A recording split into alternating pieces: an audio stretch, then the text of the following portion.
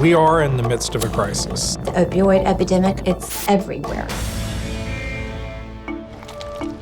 Welcome, everyone. And this is the Family Support Group of Healing Transitions. Our purpose is to share our experience, strength, and hope with each other as we focus on our own recovery process on the long journey of healing our families and our relationships from the effects of the disease of addiction. It's very much a family disease. Everybody's affected. If you just take one person and focus on it, the whole system's not fixed. And if they don't get help, it's a less chance of the loved one getting help. I was able to find a family support group at Healing Transitions. I like coming just because it's kind of good for your soul kind of deal, you know. It's also important to share stories. In some ways, that had become so normal to me that I was like, no, this is how he always looks. He looks like this all the time. And he did look like that all the time because he was high all the time.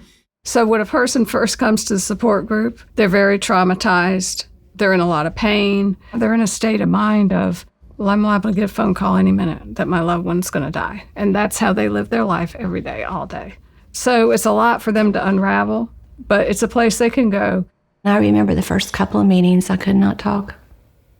I bawled. It's very isolating. You tend to not want to tell anybody. There's a lot of shame. There's a lot of guilt. Parents blame themselves. And it's absolutely not their fault. First of all, we didn't cause this problem.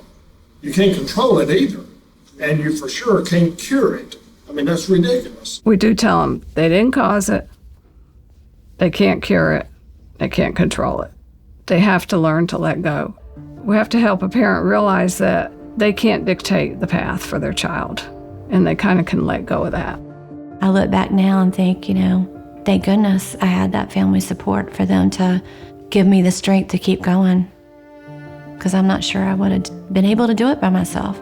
I actually went to a few meetings, you know, in the over beginning. Several years, yeah.